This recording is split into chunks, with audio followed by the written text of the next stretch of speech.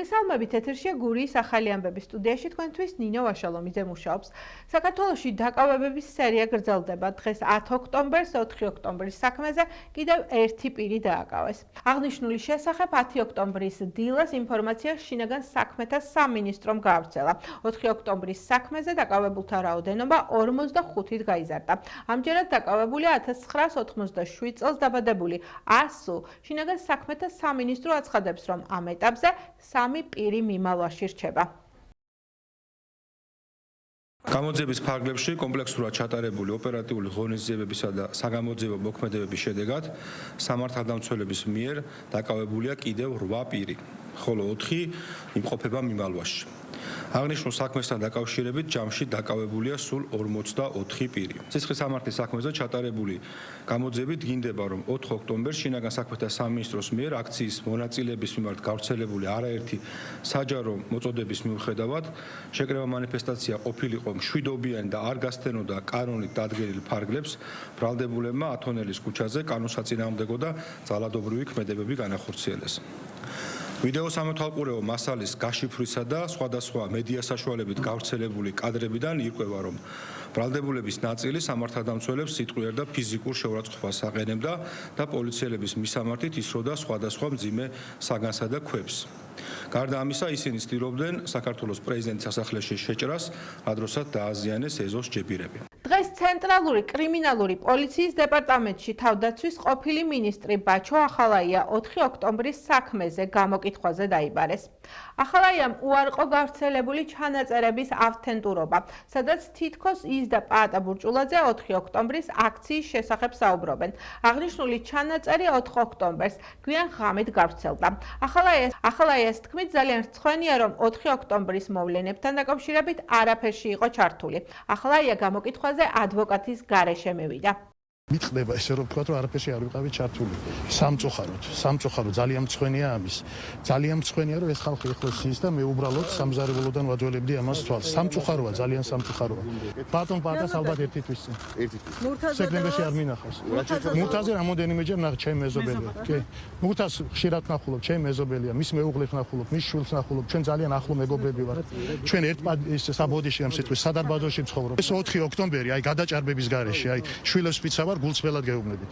გონია რომ არის ზუსტად იმ რანგის მშვიდობიანი სამოქალაქო აჯანყების დღე, როგორიც იყო 9 აპრილი. უფრო სპანაირი კიდევ უფრო კალკუცას დროინდელი. ეგ იყო მართლა საოცება, პირველი შემთხვევა, როცა ადამიანებმა გაბედეს, გააკეთეს დამარცხდნენ იმ ბრძოლაში. მშვიდობიანი აჯანყება იცით რას ნიშნავს? იმასაც ბატონმა პაატამ და ბატონმა მურთას არც ხელშიც არაფერი ეჭირათ. ნიღაბიც კი არ ეკეთათ, აერწენაკიც კი არ ეკეთათ. აი ეს არის მშვიდობიანი აჯანყება. მე ჩამოვედი რამოდენიმე თვის წინ ქვეყანაში. ყველას კარგად გესმის, რომ ჩემი გადაადგილება, ყოფნა, მოძრაობა მუდმივი მეთვალყურეობის ქვეშ არის. ასე ვიცხოვრე ეს თვეები, პრობლემების გარეშე. ხიათ თავისუფლად. ერთადერთი დისკომფორტს ქმნიდა ბავშვებისთვის და ოჯახისთვის, რომ მუდმივად ვიღაცა გითვალთვალებს, ამიტომ არც დასამალი მქონია, არც არაფერი. ვაგრძელებთ გამოშვებას გურიის ახალი ამბები. დღეს ოზურგეთის საკრებულოს რიგარეშე სხდომა გაიმართა, სადაც მწვერვალის სახელდებისა და მუნიციპალიტეტისთვის დელეგირებით გადმოცემულ უფლებამოსილებაზე იმსჯელეს. ოზურგეთის მუნიციპალიტეტის საკრებულოზე სულ 2 საკითხი განიხილეს. დეპუტატებმა მთავრობის განკარგულებით მუნიციპალიტეტისთვის გადმოცემულ დელეგირებულ უფლებაზე იმსჯელეს. საკითხი საგანმანათლებლო დაწესებულებებში, შენობების ნაწილობრივ რეაბილიტაციას, მცირე ინფრასტრუქტურული პროექტების განხორციელებას გულისხმობს. მეორე საკითხი ოზურგეთის ტერიტორიაზე მდებარე მწვერვალის სახელდება შეეხებოდა. საუბარი გომის მთაზე ერთ-ერთი მწვერვალისთვის ეროვნული გმირის ზაზა დამენიას სახელის მინიჭებაზეა, რომელიც მთავრობის განკარგულებით მოხდება. დელეგირების საკითხი სამინისტროდან დელეგირებით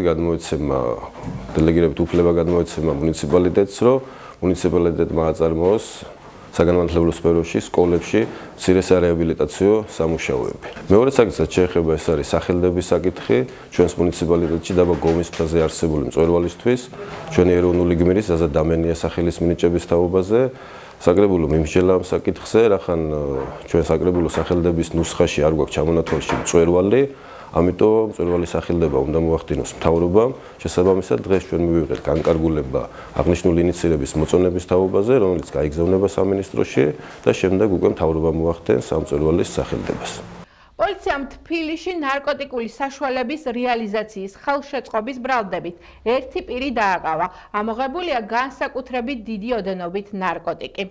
შინაგან საქმეთა სამინისტროს თბილისის პოლიციის დეპარტამენტის დიდუბე ჩუღურეთის მთავარი სამმართველოს თანამშრომლებმა ჩატარებული ოპერატიული ღონისძიებებისა და საგამოძიებო მოქმედებების შედეგად დიდი და განსაკუთრებით დიდი ოდენობით ნარკოტიკული საშუალებების უკანონო შეძენა შენახვის, ნარკოტიკული საშუალების შემცველი სცენარის უკანონო დათესვა მოყვანა, კულტივირებისა და ნარკოტიკული საშუალების შემცველი მცირე კანაფისა და მარიხუანას უკანონო რეალიზაციის ხელშეწყობის ბრალდებით 1990 წელს დაბადებული წარსულში ნასამართლევი რ.დ. დააკავეს. დანაშაულები 20 წლამდე თავისუფლების აღკვეთას ითვალისწინებს.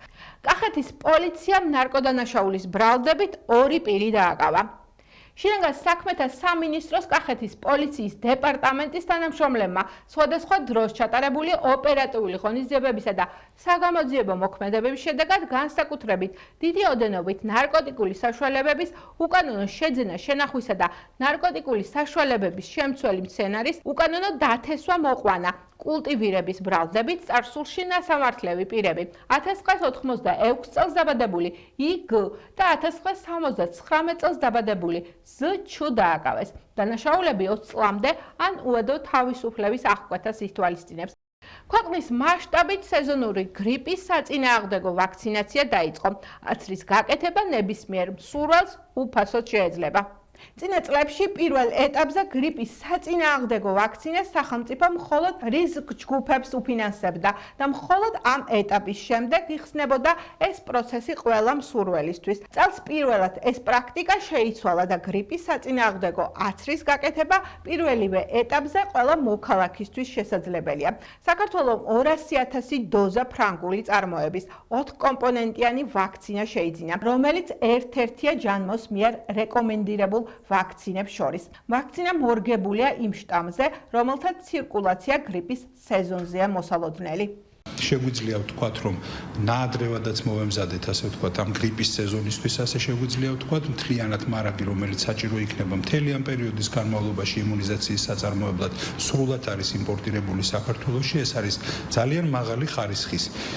მაგალითად შვეიცარიაში გამოყენებული ვაქცინა, რომელიც აბსოლუტურად უსაფრთხოა და მეორეს მხრივ აბსოლუტურად ეფექტიანი საიმისოდ, რომ სრულფასოვნად დაიცვას ადამიანი გრიპისგან. ვაქცინა მორგებული არის მიმდინარე სეზონზე მოცირკული შტამებზე და ის გათვალისწინებული არის ჯანმოს რეკომენდებული ვაქცინების სიაში. ეს არის სრულად უსაფრთხო და მაღალი ეფექტურობის. საქართველოში ვაქცინა ხელმისაწვდომია საქართველოს ნებისმიერ მოქალაქისთვის და ის არის სრულად უფასო სახელმწიფო პროგრამის ფარგლებში. ბენეფიციარებს ვაქცინაციის მისაღებად შეუძლიათ მიმართონ პირველადი ჯანდაცვის დაწესებულებებს რეგისტრაციის მიხედვით. სერვისის მიწოდებლების სია ასევე გამოქვეყნებული იქნება დაავადებათა კონტროლის ვებგვერდზე და ხელმისაწვდომი იქნება მათთვის.